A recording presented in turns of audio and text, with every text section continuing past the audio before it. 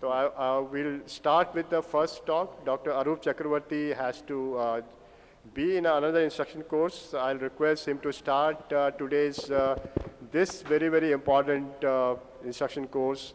And what would be better than talk about the basic aspects of surgery, which is capsular access in phaco, and that too in a compromised capsular access, how we should perform phaco to have a best outcome possible in that scenario for our patients. Dr. ARUP Chakrabarti, he is our editor proceedings AIOC since 2017. And you all know he's a well-known faculty across the world. His instruction course in American Academy is one of the most popular instruction courses being there in the history of AO. Dr. Arup, please. Good morning, friends. Thank you, Professor Titial, for the very kind introduction. A safe and effective phacoemulsification requires an intact Rhexis. However, it has been noticed that in about 0.79 to 5.55% of the situations, the Rhexis is compromised. And in fact, in one article from Moorfields published in the American Journal, the incidence was 1.5%, and 1.65% of those cases went on to have a posterior capsular rent. So, it is not a very common phenomenon. In fact, I have not encountered this situation for the last 2 years, but it can happen. So, if you are faced with this situation where the Rhexis has gone to the periphery or it has become a runaround, so what are the options? Do you continue with phacoemulsification or do you do a safer non-phaco technique? Now, if you decide to go ahead with phacoemulsification, would you modify your technique or would you perform phaco applying the same strategy that you do for a routine case? And if everything goes on smoothly, phacoemulsification, cortex aspiration, what kind of intraocular lens do you use? Are there any considerations? So these are some of the situations I'm going to talk to you about. But before that, it is important to be aware that Rhexis tear can happen at multiple stages during the cataract surgery. I'm going to talk to you about the primary Rhexis tear, which I mentioned is very, very rare. And most of the time it happens only when you deal with a very intumescent cataract, post-vitrectomy with silicone oil in the posterior segment. I have also had the Rhexis tear as a secondary event where capsular Rhexis was small, the cornea was not very clear, and at certain point I damaged the Rhexis margin using my chopper or maybe the phaco tip. So I'm not going to talk about that situation. There are certain risk factors where the Rhexis is difficult to make, like pseudoexfoliation, white macho cataract, pediatric cataracts. So the patient has to be properly counseled, and your OT also has to be appropriately prepared in case you require the vitrectomy equipment. Now let me show you one case. This was again an intumescent cataract, and I always plan to do a two-stage Rhexis, a primary small Rhexis, and then aspirate the cortex, decompress the capsular bag, and then do a secondary Rhexis. Here, with the cystitome, I don't have much control over the capsule, as you see here. So it has an angularity, and if one is not careful, it may go to the periphery. So I switch the instruments. I take a nutrator forceps, and at that moment, the tear goes very jerkily, and it has again an angle going to the periphery. So I use Helon 5 in this situation, injected Helon 5 not at the center, in the periphery. In spite of that, Rhexis ran to the periphery.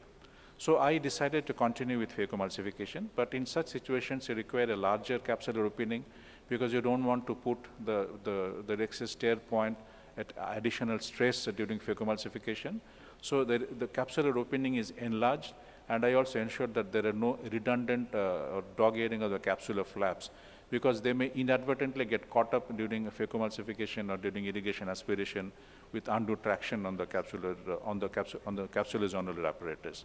So the Rhexis again, has to, as I mentioned, it has to be enlarged. Some surgeons believe in putting a cut in the diametrically opposite to where the Rhexis tear happened.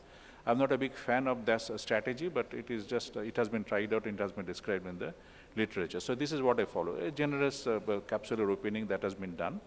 And then these kind of situations don't require any hydrosteps. And if it is a brittle nucleus, so, and when you start phacoemulsification, spontaneous hydrodissection will happen and the nucleus can be easily rotated.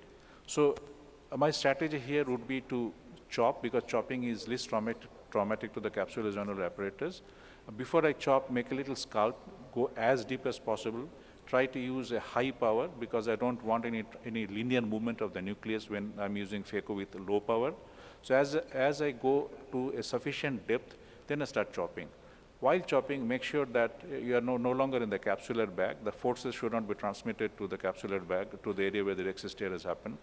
The nucleus is elevated a bit in the capsular bag, and all the separation maneuvers happen at a point or at an angle which is away from the Rhexis tear that has happened. And again, it is a vertical chop that is happening, and the lateral separation the method has to be as atraumatic as possible.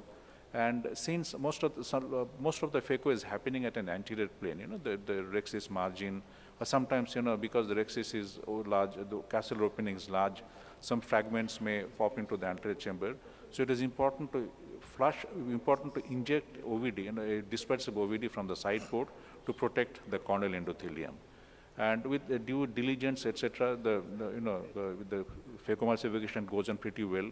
Be very gentle in all the intraocular maneuvers, like as you saw, what you saw here was rotating the nucleus was done in a very gentle manner, and chopping again was done at a little more anterior plane. At all points in time, the anterior chamber depth has to be maintained, because if it becomes shallow, then again there is more stress on the capsular tear that has happened, and it may be converted into or it may progress into a wraparound tear with a posterior capsular issue. So make sure that keep the AC deep all the time. Use a dispersive OVD, partly to fill up the anterior chamber and protect the corneal endothelium. And then what lens? So now in this particular case, I could have used a single-piece hydrophobic acrylic lens, but I decided to use a 3-piece hydrophobic acrylic lens here because I thought, this is what the patient had opted for. But if it was a patient who required a toric lens, I would have perhaps gone ahead with the toric lens. I have heard from my friends that if the Rhexis tear angle meridian coincides with that of the toric axis, they have still kept successfully a toric intraocular lens in this kind of situation. I don't have any such experience. So the haptics are kept in the sulcus, and I also attempted I pushed the optic behind the Rhexis margin. So it was a sort of a capture that happened, though Rhexis margin is not complete, but still, it can definitely be attempted. And the surgery went pretty well. And this patient has been under follow-up for a long period of time.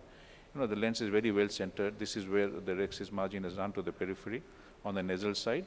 So friends, I would like to conclude by saying that Rhexis is paramount for safe phacoemulsification. And further management options in compromised Rhexis situations depend upon a lot of issues, a lot of factors, like how experienced the surgeon is, what kind of cataract, etc., etc. Now today, if I have a very hard cataract with a compromised corneal endothelium, shallow anterior chamber, and Rhexis that has run to the opposite side, nasal side, I would prefer to convert the patient from a phaco to a non-phaco situation. So for a young surgeon who is not familiar with manual small incision cataract surgery, it is okay to close the case and refer the patient out to a senior friend. If you know how to do a manual small incision cataract surgery well and good, you can always convert. Please remember, the patient is going to thank you for a good job done. Patient is not going to thank you for a brave attempt and ultimately messing up the case. So if you're performing phacoemulsification, try to do endocapsularly. If it doesn't work out, iris plane with adequate corneal protection, and use an appropriate intraocular lens. So friends, a good phaco is still possible in Rhexis tear situations, and conditions apply, which I have already discussed. Thank you so much for your kind attention. Thank you, Arup, for showing such a wonderful video, giving such a nice surgical tips to do phaco in very, very difficult situations here. Next, I would like to invite Dr. D. Ramamurthy, who is, you all know, is a well, you can say, versed with teaching the audience for so many years, and his videos are one of the most classical in terms of teaching wise is concerned. And he's going to talk about with us today is intermittent white cataracts. How do we manage those cases effectively? And I'd like to thank Arup for showing that difficult case scenarios. Dr. D. Ramamurthy, please. Thank you, Professor Tityal, for having me over here for this wonderful course. It's so nice to be back in circulation with so many faces unmasked, and really look forward to these times lasting forever. The topic given to me by Professor Titial is intumescent cataracts. And let me start off with one typical case. This is a intumescent cataract, and I first make the side port incisions.